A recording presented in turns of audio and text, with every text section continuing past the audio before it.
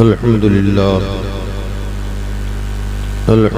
الذي أرضع الأفلاك والأرضين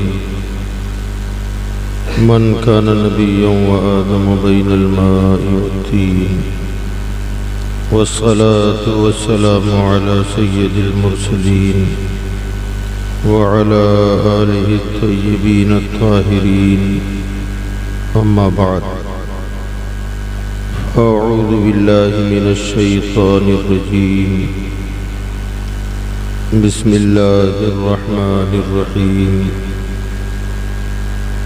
يا أيها الذين آمنوا اتقوا الله وكونوا مع الصادقين صدق الله مولانا العلي العظيم وبلغنا رسوله النبي الأمين المتين الكريم معزز محترم سامعین کرام، السلام علیکم ورحمۃ اللہ وبرکاتہ۔ ان اللہ وملائکتہ یصلون علی النبی یا ایھا الذین آمنوا صلوا علیہ وسلموا تسلیما۔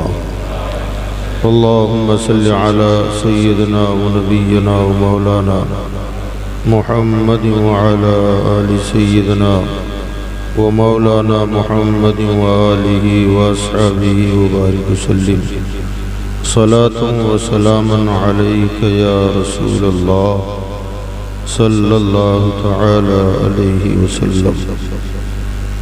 حضرات گرامی،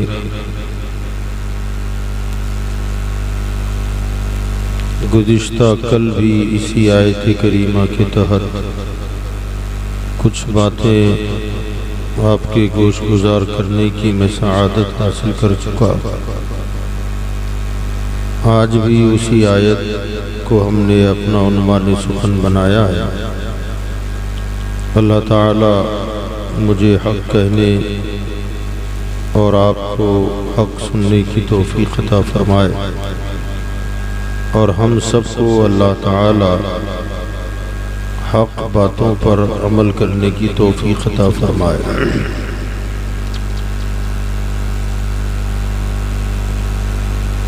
اللہ تعالی نے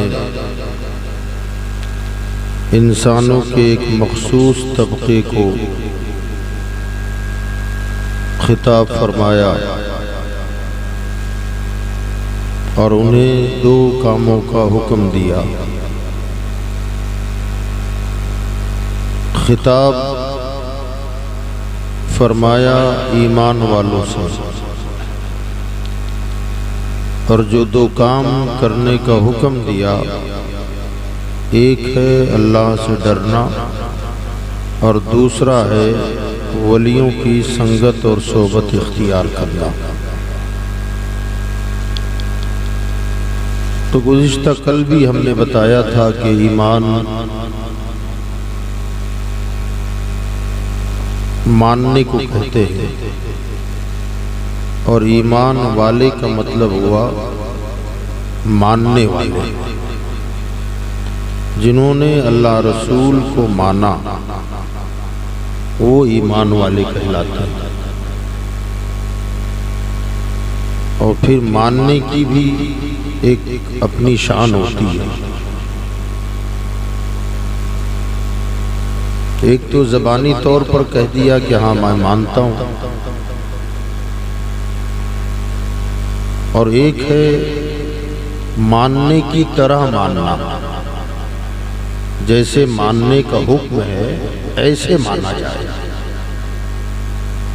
قرآن مجید میں آپ دیکھیں، اللہ تعالیٰ نے ایک مقام پر ارشاد فرمایا، یعنی یہ قابل غور بات ہے، یا ایھا الذین آمنوا آمنوا باللہ ورسولہ، اے ایمان والو ایمان لاؤ اللہ اور رسول پر۔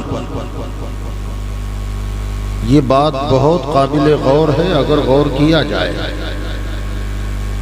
سوال یہ ہے کہ جو اللہ رسول پر ایمان نہ لائے وہ ایمان والا کیسا؟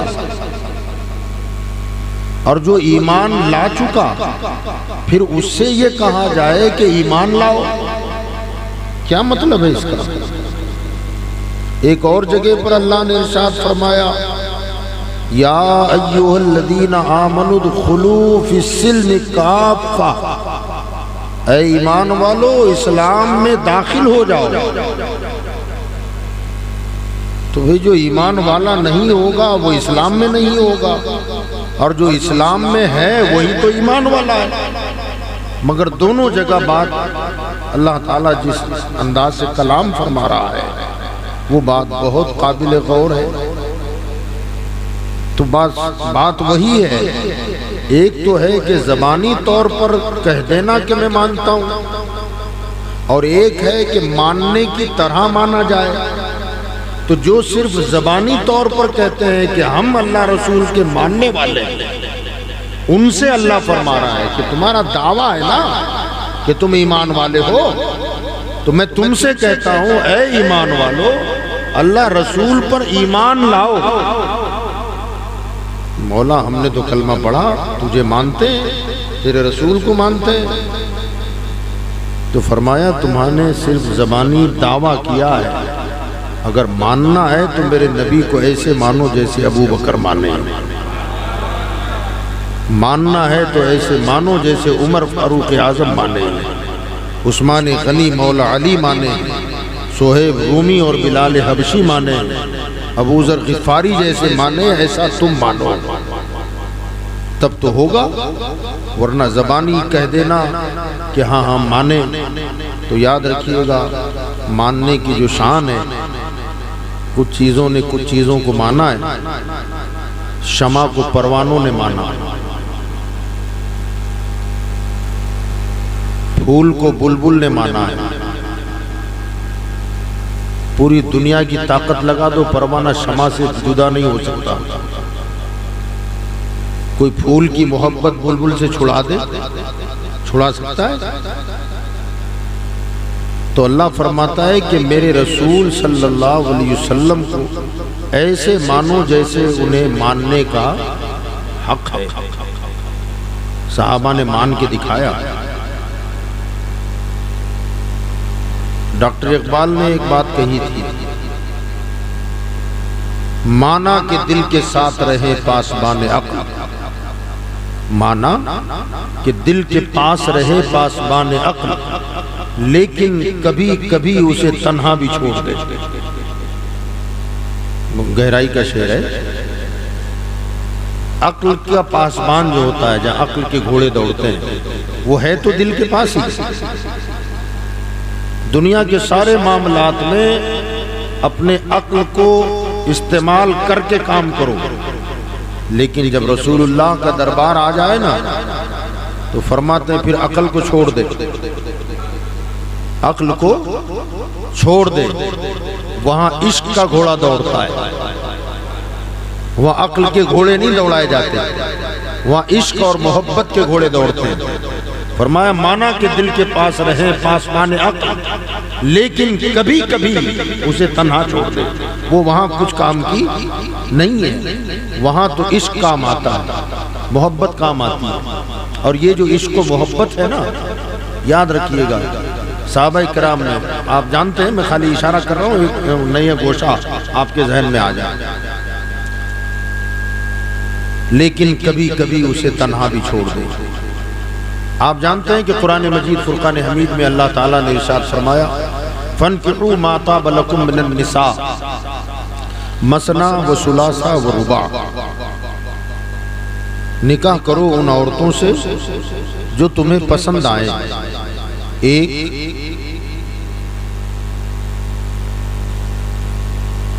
دو، تین یا چار۔ فَإِنْ خِفْتُمْ أَلَّا تَعْدِلُوا فَوَاحِدَةً، اگر تمہیں ڈر ہو کہ تم انصاف نہیں کر سکو گے تو پھر ایک بہتر ہے۔ شریعت اسلامیہ اور قرآن کا فرمان ہے، اللہ نے مسلمانوں کو بیک وقت عدل و انصاف کی شرط کے ساتھ 4 نکاح کرنے کی اجازت دی۔ ٹھیک ہے؟ حضرت علی کرم اللہ تعالی وجہہ الکریم کے ساتھ جب سیدہ فاطمہ کا نکاح حضور نے کروایا تو کیا فرمایا؟ فاطمہ کی موجودگی میں علی تمہارے لیے دوسرا نکاح حرام ہے۔ علی کو کہنا چاہیے تھا کہ ساری دنیا کے مسلمان چار کریں، مجھے اکیلے پر پابندی کیوں؟ اور جنہوں نے پابندی لگائی وہ خدا نہیں ہے، جس نے اجازت دی وہ خدا ہے، وہ اللہ ہے۔ مانا حضور کا مقام بلند مگر اللہ سے تو بڑے نہیں ہیں، تو اجازت اللہ دے، علی کو پابندی مصطفیٰ لگائے۔ حق بنتا تھا نا کہ عقل سے ساری دنیا چار کرے، میں پابند کیوں؟ مگر فرمایا نہ، کیوں کا سوال ہی نہیں آتا ہے۔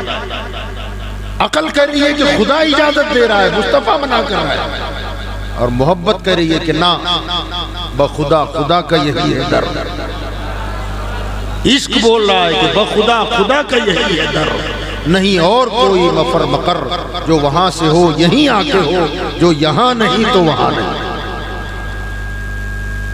تھا حق بنتا تھا، سوال تو کر ہی سکتے تھے نا، سوال کرنے میں بھی کیا جاتا، بعد میں حضور بھلے منع کر دیتے، مگر ان کی محبت کو یہ بھی گوارا نہ ہوا۔ کیوں؟ کہ جانتے تھے میں تو مالک ہی کہوں گا کہ ہو مالک کے حبیب، میں تو مالک ہی کہوں گا کہ ہو مالک کے حبیب، یعنی محبوب و محب میں نہیں میرا تیرا، میرا تیرا محبوب تو نے جو فرمایا تیری بات، میں نے فرمایا میری بات نہیں، فرمایا پیارے جو تو نے کہا وہ میں نے کہا، جو میں نے کہا وہ تو نے کہا، ہے نا؟ یہ شان ہے ماننے کی۔ کیسا مانا؟ سبحان اللہ۔ میدان عرفات میں حجۃ الوداع کے موقع پر خطبہ حضور نے ارشاد فرمایا، اور اس کے بعد صحابہ سے سوال کر ڈالا، مجھے بتاؤ یہ مہینہ کون سا ہے؟ جی صحابہ سے حضور نے پوچھا تھا، اور کہاں پوچھا تھا؟ میدان عرفات میں۔ اب ظاہر بات ہے میدان عرفات میں لوگ کب جاتے ہیں؟ حج کے موسم میں، اور حج کون سے مہینے میں ہوتا ہے؟ سوال سمپل تھا، سادہ بات ہے، بولو مہینہ کون سا؟ تو صحابہ کیا کریں؟ اللہ اور اس کا رسول بہتر جانے۔ فرمایا آج کا دن کون سا ہے؟ تو صحابہ کہتے ہیں اللہ رسول بہتر جانے۔ پھر حضور نے مکہ کی طرف اشارہ کر کے فرمایا وہ جو سامنے شہر ہے وہ کون سا ہے؟ تو کہا اللہ رسول بہتر جانے۔ پھر حضور نے فرمایا مہینہ ذی الحجہ کا ہے، دن یوم عرفہ ہے، اور سامنے جو شہر ہے وہ مکہ ہے۔ کوئی نئی بات تھی اس میں؟ جی حج اسی مہینے میں ہوتا ہے، عرفات کے میدان میں یوم عرفہ ہی میں جمع ہوتے ہیں، اور جو شہر عرفات کے قریب ہے وہ مکہ ہی ہے۔ کوئی ہارڈ اور مشکل سوال تو تھا نہیں، مگر پھر بھی صحابہ نے کہا اللہ اور اس کا رسول بہتر جانے۔ پھر حضور نے بتا بھی دیا یہ ہے، جو تھا وہ بتا دیا۔ اب صحابہ کا دور گزرا، گزرنے لگے صحابہ، اور دھیرے دھیرے تابعین کا دور آیا۔ تو صحابہ تابعین کے درمیان بیٹھ کر بتاتے تھے حضور کے زمانے کی باتیں، حضور کی حدیثیں، حضور کا اٹھنا بیٹھنا کھانا پینا، حضور صلی اللہ علیہ وسلم کا حلیہ مبارکہ، سرکار کی پیشانی کیسی تھی اور آنکھیں کیسی تھیں۔ یعنی گویا ہم تو خالی ربیع الاول میں میلاد مناتے ہیں نا، صحابہ زندگی بھر میلاد مناتے تھے۔ لوگ کہتے ہیں دلیل کیا ہے اور ثبوت کیا ہے، یہ میلاد کیوں مناتے ہو؟ یہ تو ہمارا ہے کہ ہم 11 مہینے دنیا داری میں لگے رہتے ہیں، اور جب ربیع الاول کا چاند آتا ہے تو ظاہر بات ہے کہ وہ ٹپس ہم کو دینی پڑتی ہے ربیع الاول میں۔ تو وہاں تو الگ سے کچھ عید میلاد نہیں مناتے تھے، الگ سے ہمیں الگ کی ضرورت پڑ گئی نا۔ وہاں تو ایسا تھا کہ رات بھی ہے تو میلاد ہے اور دن بھی ہے تو میلاد ہے۔ پوری زندگی اسی نشے میں مخمور رہتے تھے وہ تو تابعین جنہوں نے سرکار کو نہیں دیکھا تھا، زمانہ نہیں دیکھا تھا، وہ صحابہ کرام کی محفلوں میں آ کے بیٹھتے اور صحابہ ہمارے آقا کی باتیں سناتے تھے۔ تو ایک صحابی نے یہی بات تابعین کے درمیان دہرا دی کہ ہم عرفات میں تھے اور حضور نے یہ سوال کیا۔ تقریباً 1.25 لاکھ صحابہ تھے، مجمع کتنا بڑا تھا؟ 1.25 لاکھ صحابہ، اور 1.25 لاکھ صحابہ سے حضور پوچھ رہے ہیں مہینہ کون سا ہے؟ تو کہا اللہ رسول جانے۔ دن کون سا ہے؟ اللہ رسول جانے۔ تو تابعین کہنے لگے کیا آپ کو پتا نہیں تھا؟ میں ماننے کی شان بتا رہا ہوں، کیا آپ لوگ نہیں جانتے تھے کہ مہینہ کون سا ہے، دن کون سا، اور وہ شہر کون سا ہے؟ تو اس صحابی نے کیا کہا؟ جانتے تو سب تھے۔ کبھی جواب کیوں نہیں دیا؟ کہ جانتے سب تھے مگر مصطفیٰ کی مرضی معلوم نہیں تھی کیا چاہتے ہیں۔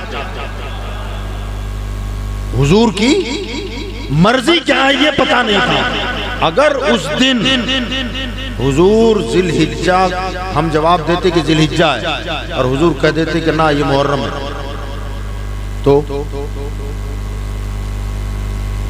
ذی الحجہ محرم ہو جاتا، اور حضور کہہ دیتے کہ یوم عرفہ نہیں عاشورے کی 10 تاریخ ہے، تو دن بدل جاتا، اور حضور کہتے مکہ نہیں مدینہ ہے، خدا کی قسم مکہ نہ رہتا، مدینہ ہو جاتا، کیونکہ تمہارے منہ سے جو بات نکلی وہ بات ہو کے رہی۔ اور اللہ خود فرماتا ہے وما ينطق عن الهوى ان هو الا وحی یوحى، میرا محبوب اپنی مرضی سے کچھ نہیں بولتا، بس زبان اس کی ہوتی ہے اور کلام خدا کا ہوتا ہے۔ تو یہ صحابہ کا مزاج تھا ماننے کا، اس شان سے مانتے تھے، ایسا مانا کہ پھر ان کے ماننے کا جواب نہیں۔ اللہ ہم کو بھی ایسے ہی اپنے آقا کو ماننے کی توفیق عطا فرمائے۔ ہم زبان سے کہتے ہیں کہ حضور کو مانتے ہیں، مگر ہم مانتے اتنا ہی ہے جتنا ہم کو اچھا لگتا ہے۔ جہاں ہماری طبیعت پر بوجھ لگے، نفس پر گراں گزرے، تھوڑا مشکل اور کٹھن وقت آ جائے تو پھر گلیاں ڈھونڈتے ہیں نا۔ یہ بھی ہو سکتا ہے، حضرت ایسا بھی تو ہو سکتا ہے نا، حضرت ایسا بھی تو ہو سکتا ہے، یعنی الجھا دیتے ہیں، آدمی پریشان ہو جاتا ہے۔ تو یاد رکھیے گا جب ان کو مان لیا نا تو پھر مان لیا۔ سبحان اللہ، کہہ دیں سبحان اللہ۔ ایک مرتبہ حضور صلی اللہ علیہ وسلم مسجد نبوی سے باہر نکلے، ایک گلی سے گزر رہے تھے مدینہ کی، تو ایک گھر میں ایک عورت کے رونے کی آواز آئی، اور سرکار صلی اللہ علیہ وسلم رونے کی آواز سنتے تو تڑپ جاتے تھے۔ رونا حضور کو دیکھا نہیں جاتا۔ عزیز علیہ ما عنتم حریص علیکم بالمؤمنین رؤوف الرحیم، ایمان والوں پر بڑے مہربان، امتی کے پیر میں کانٹا بھی چپتا ہے نا تو مصطفیٰ محسوس کرتے ہیں۔ قدم رک گئے، فرمایا کون رو رہا ہے؟ تو صحابہ نے کہا رسول اللہ ایک خاتون ہے، اس کا ایک چھوٹا سا بچہ انتقال کر گیا ہے، جب سے انتقال ہوا تب سے مسلسل روتی رہتی ہے، بچے کا بڑا صدمہ ہے اسے۔ سرکار رک گئے، فرمایا اس خاتون کو بلاؤ۔ ایک صحابی نے آواز دی کہ اللہ کے رسول باہر تشریف فرمائے اور تمہیں بلا رہے ہیں۔ اس نے جلدی سے پردہ کیا اور باہر آ گئی۔ حضور صلی اللہ علیہ وسلم نے تسلی دی، تلقین فرمائی، موت تو سب کو ہے، کوئی کم عمر لے کے آتا ہے، کوئی زیادہ لے کے آتا ہے، آج وہ گیا کل ہمیں بھی جانا ہے، صبر کرو، اللہ اس کا اجر اچھا عطا فرمائے گا، بہتر بدلہ عطا فرمائے گا۔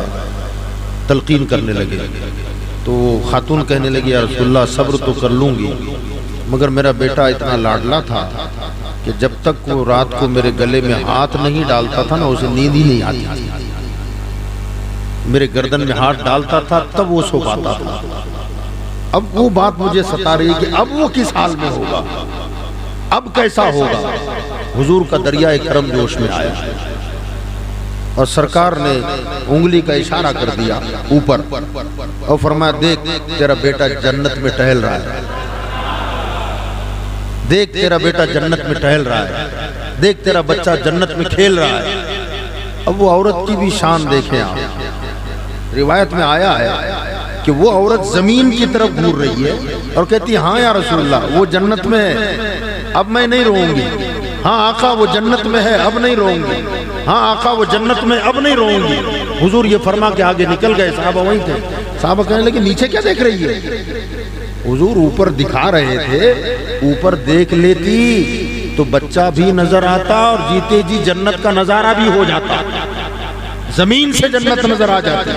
تو اس خاتون نے جواب دیا کہ ہاں جنت بھی نظر آتی، بیٹا بھی نظر آتا، مگر میں ڈر گئی کہ اگر کل قیامت کے دن میرا رب مجھ سے سوال کر لے تو نے اوپر کیوں دیکھا، میرے نبی کی زبان پر بھروسہ نہیں تھا، تو میں اپنے رب کو کیا جواب دوں گی؟ میری آنکھ سے زیادہ میں نبی کی زبان پہ بھروسہ کرتی ہوں۔ یہ ہے ماننے کی شان، سمجھ گئے؟ اسے کہتے ہیں ماننا۔ جب مان لیا سو مان لیا یار، پھر چوں اور چرا کی گنجائش نہیں ہے۔ کیوں اور کیا؟ اعلیٰ حضرت اسی لیے فرماتے ہیں کہ انہیں جانا انہیں مانا، انہیں جانا انہیں مانا، بولے یار، انہیں جانا انہیں مانا، نہ رکھا غیر سے کام، انہیں جانا انہیں مانا، نہ رکھا غیر سے کام، للہ الحمد میں دنیا سے مسلمان گیا۔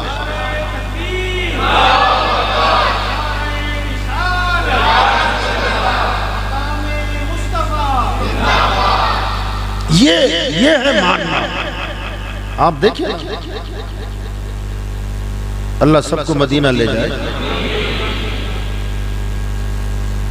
مسجد قبلتین ہے، دو قبلوں والی مسجد، وہاں قبلے کی تبدیلی کی آیت اتری، تفصیل سب کو معلوم ہے، میں جو اصل بات ماننے والی بات بتا رہا ہوں۔ 2 رکعت بیت المقدس کی طرف ہوئی اور عین حالت نماز میں اللہ کی قرآن کی آیت اللہ نے اتار دی، فَلَنُوَلِّيَنَّكَ قِبْلَةً تَرْضَاهَا قَدْ نَرَى تَقَلُّبَ سبحان اللہ قَدْ نَرَى تَقَلُّبَ وَجْهِكَ فِي السَّمَاءِ فَلَنُوَلِّيَنَّكَ قِبْلَةً تَرْضَاهَا۔ اے محبوب، ہم آپ کا بار بار آسمان کی طرف چہرہ اٹھانا دیکھ رہے ہیں، ہم آپ کا آسمان کی طرف بار بار چہرہ اٹھانا، کون دیکھ رہا ہے جی؟ ہاں بولیں اللہ، قرآن ہے نا، اللہ فرما رہا۔ حضور صلی اللہ علیہ وسلم کو عیسائی یہودی تانا دے رہے تھے، بیت المقدس اللہ اسے آزادی عطا فرمائے، اللہ کوئی صلاح الدین ایوبی پیدا فرما دے، اللہ نور الدین زنگی کوئی پیدا فرما دے، اور وہ بیت المقدس جو یہودیوں نے پامال کیا ہے اللہ تعالیٰ عزت و وقار کے ساتھ اسے مسلمانوں کے حوالے فرما دے۔ اللہ وہاں کے مسلمانوں پر بھی اپنا رحم و کرم نازل فرمائے اور انہیں ظالموں کے ظلم سے محفوظ فرمائے۔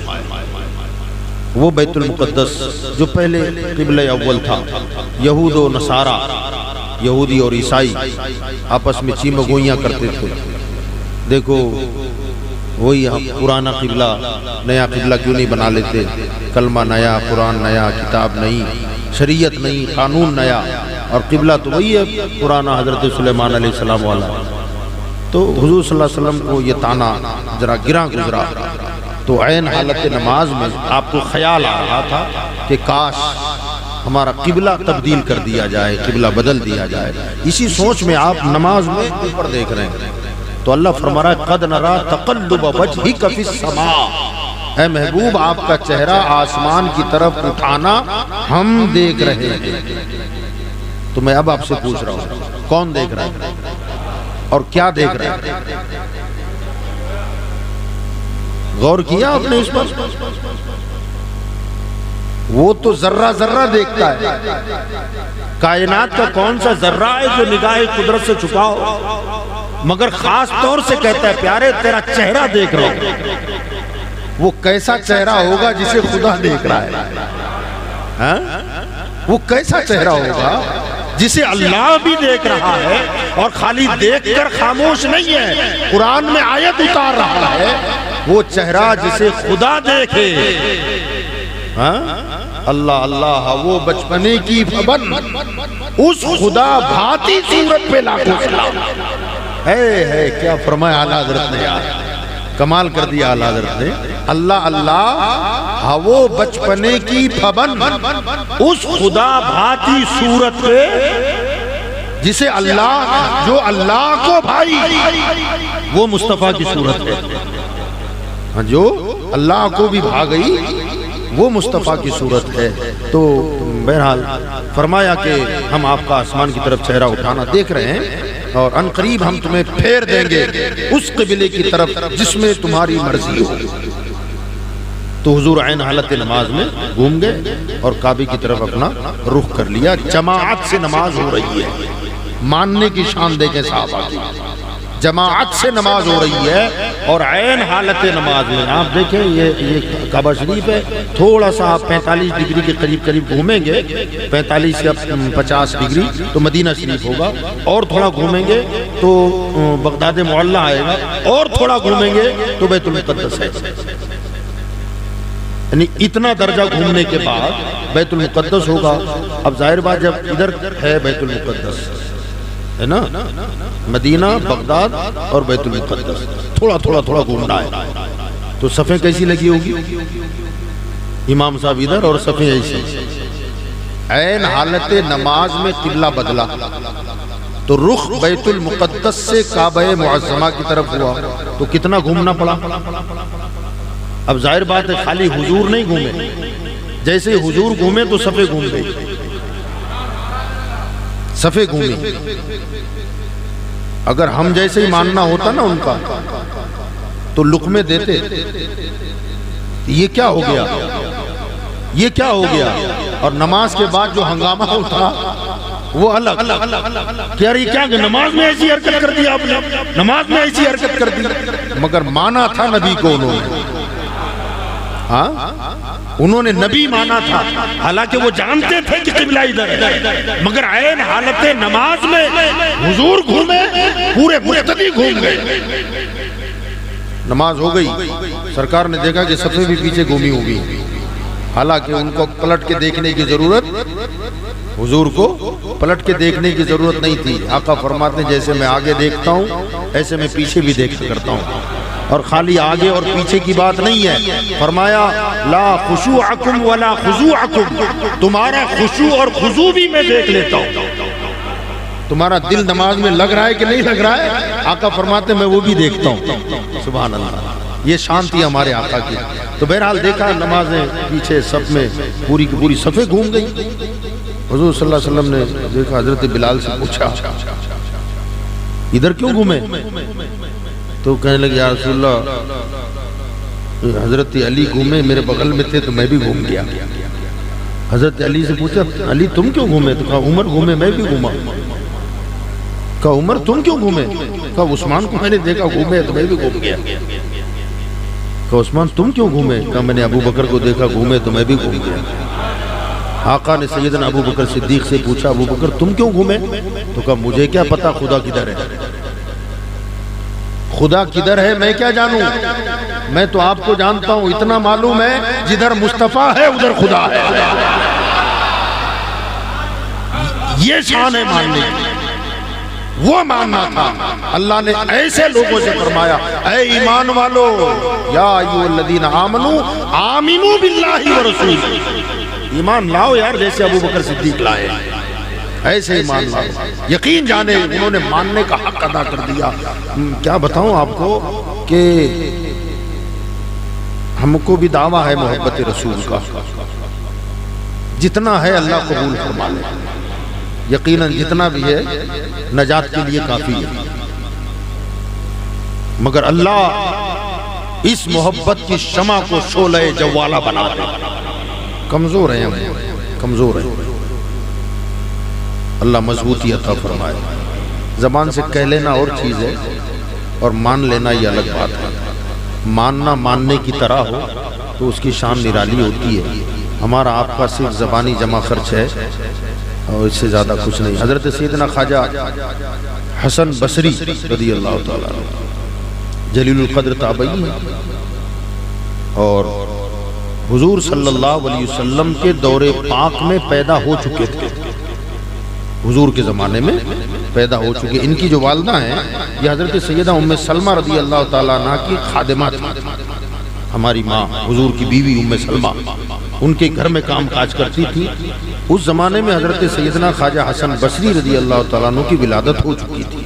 چھوٹا بچہ لے کے کام پہ جاتی تھی اور گھر میں کام کاج کرتی بچے کو سلا کر، اور بچہ کبھی کبھی جب بیدار ہو جاتا اور رونے لگتا اور ماں کام میں رہتی تو ہماری ماں سیدہ ام سلمہ رضی اللہ تعالیٰ عنہ بچے کو اٹھا لیتی اور بچے کو اٹھا گود میں رکھتی۔ جب زیادہ رونے لگتا نا، ام سلمہ رضی اللہ تعالیٰ عنہ کو اولاد نہیں تھی، مگر شفقت محبت غالب آتی اور بچے کے منہ میں اپنا پستان دے دیتی۔ بچہ چوستا، ام سلمہ فرماتی ہے کہ میں اولاد والی نہیں تھی مگر اللہ کا کرم تھا کہ دودھ اتر آتا۔ سیدہ ام سلمہ کا دودھ انہوں نے پیا ہے خواجہ حسن بصری رضی اللہ تعالیٰ۔ تھوڑے سے بڑے ہوئے، رینگنے کے قابل، گھر میں رینگتے تھے۔ تو اب ظاہر بات ہے جس کو حضور کی چھت مل گئی اسے اور کیا چاہیے ہاں؟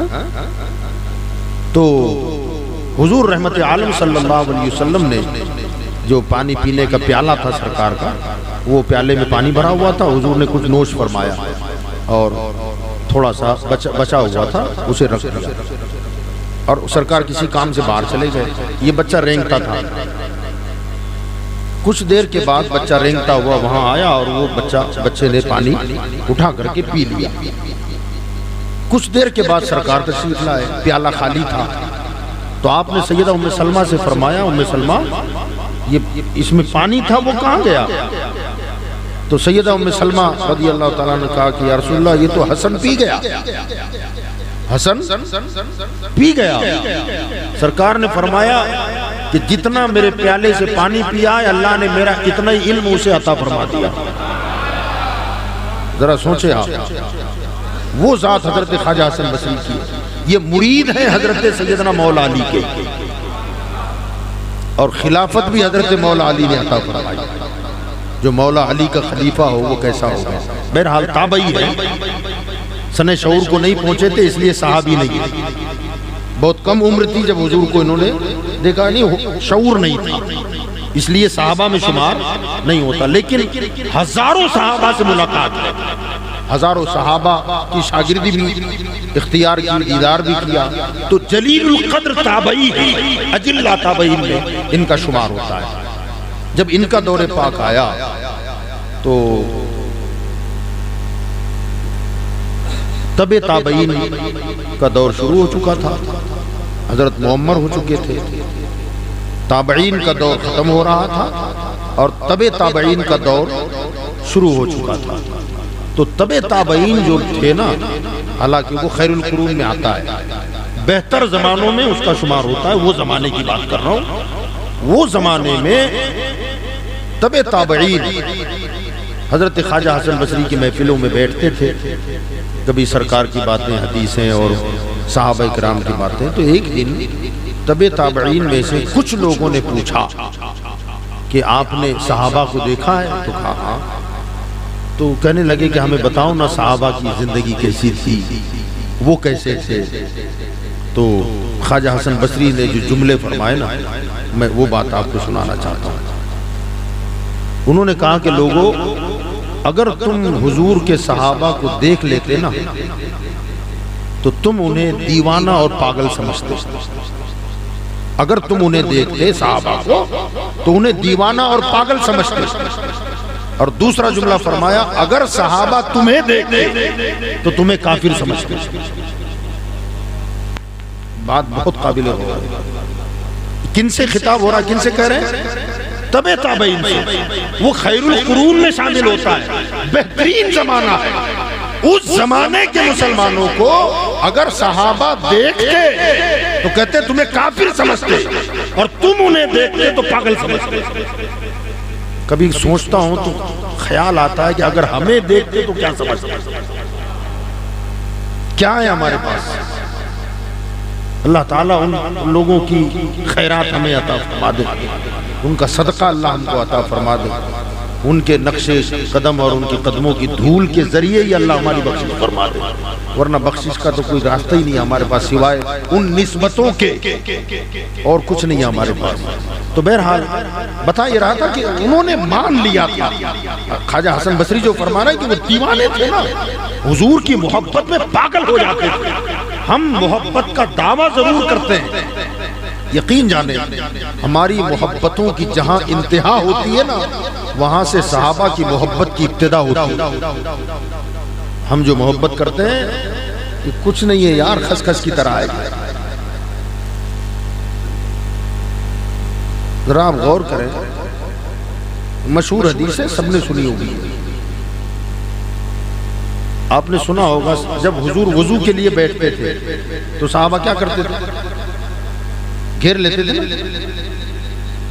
اس کو سنانا مقصود نہیں ہے، خالی آپ کا ذہن اس طرف مبذول کرانا چاہتا ہوں۔ پانی ہاتھوں پہ اٹھاتے تھے، تو آپ نے کبھی غور کیا کہ صرف پانی ہی اٹھاتے تھے؟ وضو میں کیا نہیں کرتا تھا؟ کیا کرتا ہے؟ کلی کی پانی زمین پہ گرنے نہیں دیتے تھے صحابہ۔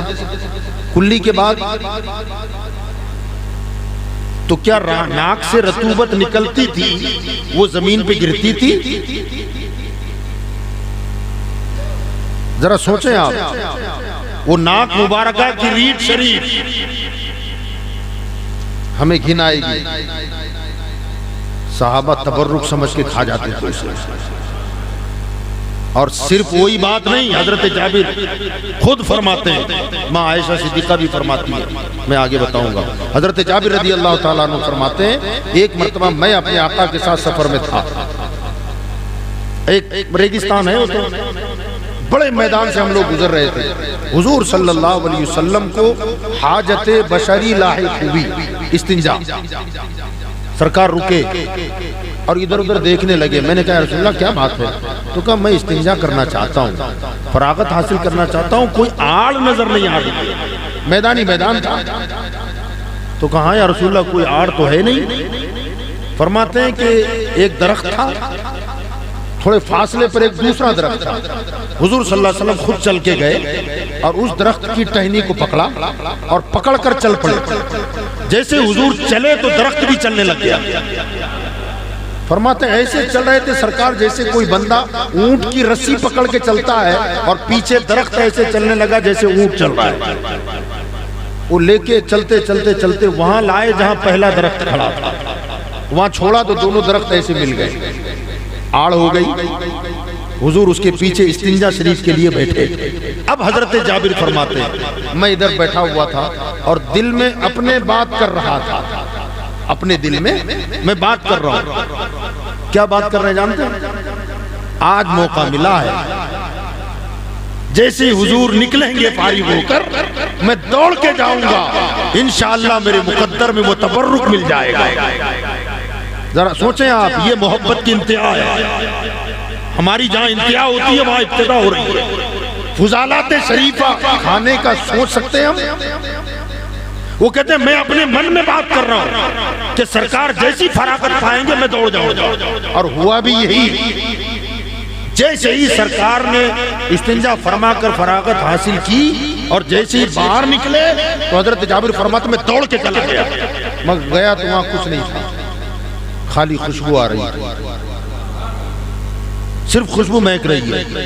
حضور نے مجھے دیکھا کہ میں تیزی سے ادھر گیا ہوں تو مجھ سے کہنے لگے کہ جابر کیا کر رہے ہیں ادھر؟ تو کہا رسول اللہ میں نے سوچا تھا۔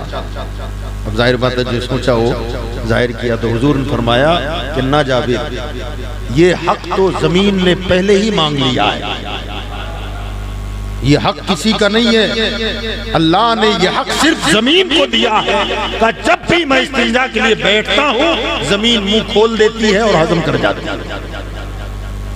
صحابی کا ماننا دیکھیں، مانا تو ایسے مانا کہ سبحان اللہ۔ حضرت سیدہ عائشہ خود فرماتی حدیث میں یہ کہ سیدہ عائشہ فرماتی ہیں حضور صلی اللہ علیہ وسلم سے پوچھتی ہے کہ یا رسول اللہ صلی اللہ علیہ وسلم، گھر میں جب آپ استنجا کے لیے جاتے ہیں تو آپ کے نکلتے ہی میں فوراً داخل ہوتی ہوں۔ اب اس میں وہ نہیں ہے کیوں داخل ہوتی ہے؟ مگر یہ سوچنے والی بات ہے، آپ کی روایت کے الفاظ ہیں کہ آپ نکلتے ہیں اور میں فوراً دوڑتی ہوں، مگر کچھ نظر ہی نہیں آتا، خوشبو آتی ہے۔ سوال یہ ہے کہ فوراً جانے کا مقصد کیا؟ کیوں دوڑتی تھی؟ یہ محبت تھی کہ وہ تبرک مل جائے تو میں اسے کھا لوں۔ علماء اس بات پر متفق ہیں کہ حضور صلی اللہ علیہ وسلم کے فضالات شریفہ، پیشاب پاخانہ وغیرہ، یہ حضور صلی اللہ علیہ وسلم کے لیے، ان کی ذات کے لیے نجاست کا حکم رکھتے ہیں، مگر وہ فضالات شریفہ امت کے لیے پاک ہے۔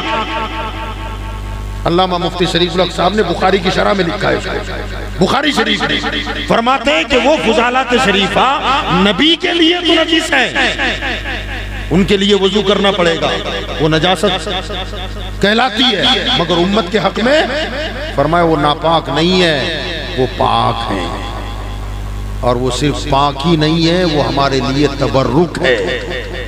اب جہاں ہمارا گمان نہیں جاتا تھا، صحابہ وہ کچھ کر گزر جاتے تھے، تو یہ صحابہ اکرام نے حضور صلی اللہ علیہ وسلم کو جو مانا تو بس مانا ہے، اللہ اس ماننے کی تھوڑی جھلک ہمیں عطا فرما دے، اس کا صدقہ ہمیں اور آپ کو عطا فرمائے۔ یاد رکھیں حضرت سیدنا خزیمہ رضی اللہ تعالیٰ جانتے ہیں آپ، گھوڑے کا سودا حضور نے کیا تھا ایک یہودی کے ساتھ، لین دین باقی تھا، ایک دن روڈ پہ کہیں مل گیا گلی میں، سرکار نے فرمایا بھئی اپنی رقم لے جا، گھوڑا دے جا، تو وہ کہنے لگا نا میں نے سودا ہی نہیں کیا آپ سے، تو سرکار دو عالم صلی اللہ علیہ وسلم نے فرمایا کہ اگر تجھے قیمت کوئی زیادہ دے رہا ہو تو اسے بیچ، مجھے نہیں دینا ہے نہ دے، مگر یوں نہ بول کہ سودا نہیں ہوا، سودا تو ہوا ہے۔ وہ کہنے لگا نہ سودا ہی نہیں ہوا، سرکار نے فرمایا کہ دیکھ اس میں جھوٹ کی نسبت میری طرف ہو رہی ہے اور میں زندگی میں کبھی جھوٹ نہیں بولتا، تو کہہ رہا ہے کہ سودا نہیں ہوا، میں کہہ رہا ہوں سودا ہو گیا، تو یہ تو جھوٹ کی نسبت میری طرف ہوئی اور میں کبھی جھوٹ بولتا نہیں۔ تو وہ کہنے لگا کہ نہ سودا ہوا ہی نہیں ہے۔ پھر وہ کہنے لگا کہ اگر سودا ہوا ہے تو کوئی گواہ پیش کر دیں آپ۔ سرکار نے فرمایا تیرے اور میرے علاوہ کوئی تھا ہی نہیں، تو میں گواہ کہاں سے لاؤں؟ تو وہ کہنے لگا پھر مان لیجئے کہ سودا نہیں ہوا۔ اب لوگ جمع ہوتے جا رہے ہیں، تکرار ہو رہی ہے، بحث و مباحثہ ہو رہا ہے، اتنے میں حضرت خزیمہ رضی اللہ تعالیٰ عنہ تشریف لائے، آوازیں سنی، مجمع چیرتے ہوئے اندر گئے، وہ گواہ طلب کر رہا ہے، وہ کھڑے ہو گئے، یہودی کا ہاتھ پکڑا اور کہنے لگے کہ گواہ مانگ رہے، کہا میں گواہی دیتا ہوں، اور سادی نہیں، خدا کی قسم کھا کے گواہی دیتا ہوں کہ تو نے میرے پیغمبر کے ساتھ سودا کیا ہے۔ اب وہ حضور عدل و انصاف کے شہنشاہ ہیں، ہمارے آپ جیسا کوئی ہوتا تو ڈوبتے کو تنکے کا سہارا، جھوٹی تو جھوٹی، گواہ تو مل گیا، کام تو ہو جائے گا۔ اب تو جھوٹی گواہی کے لیے بھی ہم پیسہ دے دلا کر دوڑ رہے ہیں نا کورٹ کچہریوں میں کہ دے دینا، تو ہاں بول میں نے دیکھا ہے، پیسہ کیوں نہ دینا پڑے۔ سرکار دو عالم صلی اللہ علیہ وسلم نے فوراً حضرت خزیمہ سے فرمایا میرے معاملے میں گواہی دے رہے ہو، جب سودا ہوا تھا تم تھے کیا وہاں؟ تو کہا یا رسول اللہ تھا تو نہیں، تو کہا کیسی گواہی؟ گواہی کا حق نہیں ہے تمہارے پاس، جب تم نے سودا ہوتا ہوا نہیں دیکھا، حالانکہ سرکار کے حق میں گواہی ہے، مگر حضور اس گواہی کو رد کر رہے ہیں کہ تم وہاں موجود نہیں تھے، تمہیں گواہی کا کوئی حق نہیں ہے، کیسی گواہی دے رہے ہو؟ مانا تھا نا حضور کو۔ تو کہنے لگے یا رسول اللہ میں نے تو خدا کو بھی نہیں دیکھا، مگر گواہی دیتا ہوں اشہد واللہ الہ الا اللہ، میں گواہی دیتا ہوں کہ اللہ کے سوا کوئی عبادت کے لائق نہیں۔ یا رسول اللہ میں نے جنت بھی نہیں دیکھی ہے، جہنم نہیں دیکھی ہے، فرشتے نہیں دیکھے، قیامت نہیں دیکھی، آپ کے کہنے پر تو سب مانتا ہوں اور گواہی دے رہا ہوں، تو معمولی گھوڑے کی گواہی نہ دوں؟ جب یہ مانا تو سرکار نے کیا ڈگری دے دی نا ڈگری کا، جس معاملے میں دو گواہوں کی ضرورت پڑے، اگر میرا خزیمہ اکیلا گواہی دے تو اس کی گواہی دو کے برابر مانی جائے، اس کی گواہی، ہاں جہاں دو آدمی کی گواہی کی ضرورت پڑے اور دو آدمی نہ ملے اور اس کی گواہی کے لیے اگر حضرت خزیمہ اکیلے ہو تو فرمایا اس کو دو کے برابر ماننا پڑے گا۔ اور کیا نگاہ مصطفیٰ تھی یار، کہہ دیں ذرا طلب کے، کہہ دیں سبحان اللہ۔ اب میں آپ کو ایک بات بتا دوں، وہ موضوع تھوڑا الگ ہے لیکن آ گئی ہے، ریلیٹڈ ہے، تو میں اسی سے متعلق بات عرض کیے دیتا ہوں۔ حضور صلی اللہ علیہ وسلم نے یہ فرمایا کہ عموماً تو یہی ہے کہ حضور خوش ہو گئے، اللہ کی گواہی آپ کے کہنے پر دیتا ہوں، جنت کو مانتا ہوں، فرشتوں کو مانتا ہوں، آپ کی زبان پر تو معمولی گھوڑے کی سودے کی گواہی نہ دوں۔ حضور خوش ہو گئے اور حضور نے ایک کو دو کے برابر بنا دیا، مگر نگاہ مصطفیٰ بہت آگے دیکھ رہی تھی۔ یہ راز کب کھلا معلوم؟ حضرت ابوبکر صدیق کے زمانے میں، کہ حضور نے یہ ڈگری ان کو دی کیوں؟ ہوا کیا؟ جنگ یمامہ ہوئی مسلمہ قذاب کے ساتھ، اس جنگ میں تقریباً 500 حافظ قرآن قتل ہوئے، صحابہ 500 قراء حفاظ شہید ہو گئے۔ اب وہ ایک ہی دن میں اتنی شہادتیں، اور وہ بھی حافظ قرآن۔ حضرت عمر گھبرا گئے اور حضرت ابوبکر صدیق خلیفہ تھے، ان کے پاس آئے، کہا مجھے ڈر ہے کہ کہیں قرآن ضائع نہ ہو جائے، کیونکہ ہمارے درمیان سے اگر حافظ ایسے اٹھتے رہے تو آنے والی امت کو ہم قرآن کیسے پہنچائیں گے؟ اس وقت تک قرآن کتاب کی شکل میں نہیں تھا، بس لوگوں کو یاد تھا، پتھروں پہ لکھا تھا، چمڑوں پہ لکھا تھا، ایسا مختلف جگہوں پر لکھا ہوا تھا۔ تو حضرت ابوبکر صدیق نے فرمایا عمر چاہتے کیا ہو؟ تو کہا میرا مشورہ یہ ہے کہ ابھی وقت ہے، ورنہ دیر ہو جائے گی تو سارا حد سے نکل جائے گا، حافظ لوگ ہیں، کتابوں میں مکتبوں میں لکھا ہوا ہے، چمڑوں پہ لکھا ہوا ہے، قرآن کو جمع کرو اور ایک کتابی شکل دے دو تاکہ اللہ کا کلام محفوظ ہو اور آنے والے مسلمانوں کو یہ ہم امانت دے سکے۔ پہلے تو حضرت ابوبکر نے منع کیا کہ نہ، جو رسول اللہ نے کام نہیں کیا وہ میں کام نہیں کر سکتا، جو حضور نے نہیں کیا وہ میں نہیں کروں گا۔ حضرت ابوبکر صدیق نے جب یہ کہا تو حضرت عمر فاروق اعظم نے کہا کہ مانا کام نیا ہے۔ یہاں سے بھی ہمارے آپ کے لیے سمجھنے کے لیے کافی ہے، مانا کہ کام نیا ہے مگر امت کے فائدے کا ہے، کرنے میں کوئی حرج نہیں ہے، اجر ملے گا، ثواب ملے گا۔ لوگ کہتے نا حضور کے زمانے میں جلوس تھا، حضور کے زمانے میں جھنڈیاں تھیں، تو یاد رکھیے گا قرآن جو جمع کیا گیا نا یہ بھی بدعت ہے۔ حضور کے زمانے میں نہیں تھا، قرآن کتاب کی شکل میں بعد میں آیا، مگر حضرت عمر نے کیا کہا؟ مانا کہ حضور کے زمانے میں نہ کیا گیا مگر کام اچھا ہے، اجر ملے گا۔ تو اسلام میں کوئی اچھا کام شروع اگر کیا جائے تو اس کو بدعت حسنہ کہتے ہیں، اس پر ثواب ملتا ہے۔ اگر سرے سے ناجائز ہی ہوتا تو حضرت عمر کبھی اس کام کا مشورہ نہ دیتے۔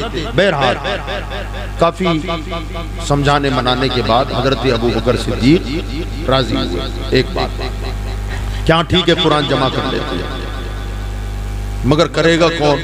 نگرانی کون کرے گا؟ ذمہ داری کا کام ہے، اللہ کے کلام جو بکھرا ہوا ہے اسے جمع کرنا ہے، معمولی کام نہیں ہے۔ تو صحابہ میں ایک صحابی ہیں حضرت سیدنا زید ابن ثابت۔ صحابہ کی اکثریت حافظ قرآن تھی، مگر زید ابن ثابت وہ حافظ قرآن ہے کہ حضور صلی اللہ علیہ وسلم کی زندگی کا جب آخری رمضان آئے نا تو آخری رمضان میں ہمارے آقا صلی اللہ علیہ وسلم نے حضرت زید ابن ثابت کو بلایا اور بلا کر کے فرمایا زید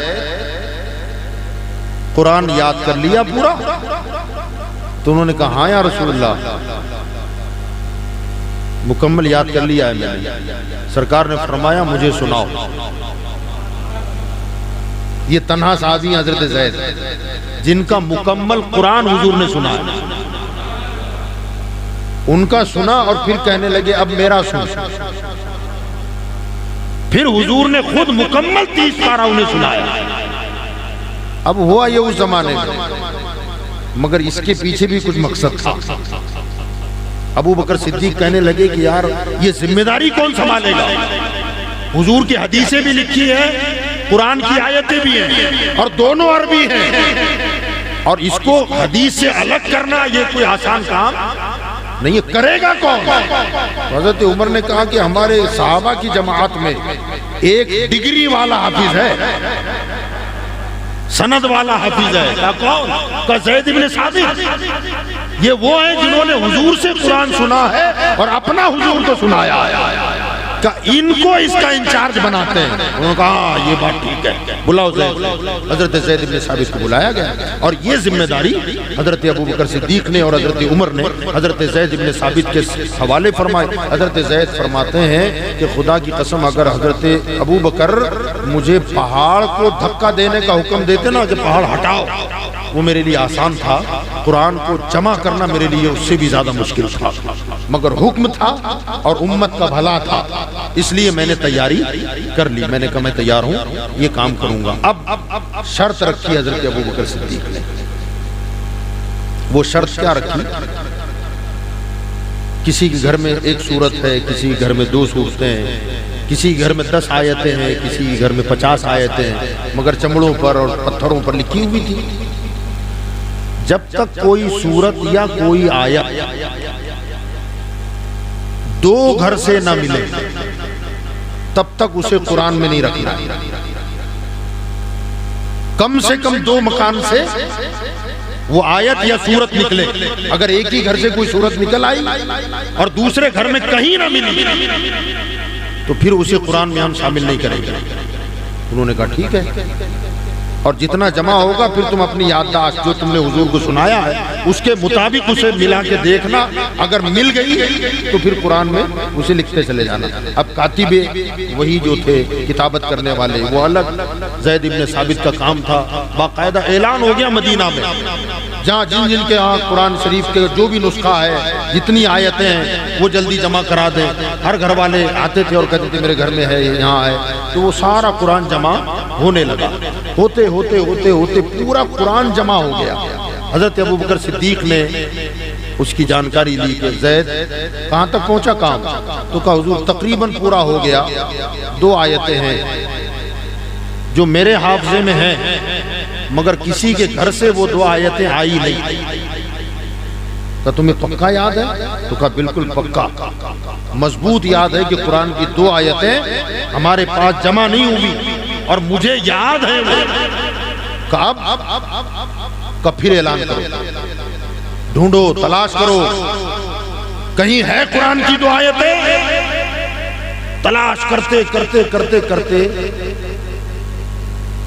ایک گھر سے وہ 2 آیتیں نکلی،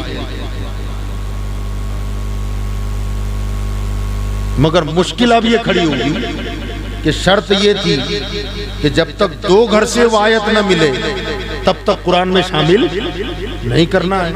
اب زید بن ثابت وہ 2 آیتیں لے کے ابو بکر کے پاس آ گئے، کہا مل گئی، کہا ملی؟ کہا حضور لیکن دوسری شرط۔ کہا کیا؟ آپ نے کہا تھا کہ جب تک 2 گھروں سے نہ ملے قبول نہیں کریں گے۔ کہا ایک ہی گھر سے نکلی ہے، اب کیا ہوگا؟ ابو بکر صدیق نے فرمایا کہاں سے ملی؟ کہا خزیمہ کے گھر سے۔ ابو بکر صدیق اچھل گئے، کہا قربان جاؤ محمد مصطفیٰ کی ذات پر، آقا نے کب کہا تھا کہ جہاں 2 گواہوں کی ضرورت پڑے اور 2 نہ ملے اور خزیمہ اکیلا ہو تو اس کی گواہی کو 2 کے برابر مانی جائے، کہ اسے رد نہیں کیا جائے گا، شامل کر لو، خزیمہ کے اکیلے کی نہیں 2 گھر مانے جائیں گے۔ یہ ہے نگاہ مصطفیٰ، اور کوئی غیب کیا، جب نہ خدا ہی چھپا تم پہ کروڑوں دو۔ حضور کہاں دیکھ رہے ہیں؟ ضرورت آئے گی، 2 آیتیں گھٹے گی، خزیمہ تیرے پاس ہوگی، اور ابو بکر شرط لگائے گا 2 کی، میں آج تجھے ڈگری دیتا ہوں کہ تیری اکیلے کی گواہی 2 کے برابر ہوگی، جب وہ آیت آئے گی اسے قبول کر لیا جائے گا۔ اب سنا دوں وہ 2 آیتیں کون سی؟ جی وہ 2 آیتیں لقد جاءکم رسول من انفسکم عزیز علیہ ما عنتم حریص علیکم بالمؤمنین رؤوف الرحیم۔ فَإِن تَوَلَّوْا فَقُلْ حَسْبِيَ اللَّهُ لَا إِلَهَ إِلَّا هُوَ عَلَيْهِ تَوَكَّلْتُ وَهُوَ رَبُّ الْعَرْشِ الْعَظِيمِ. یہ دو آیتیں. وَمَا عَلَيْنَا إِلَّا الْبَلَاغُ.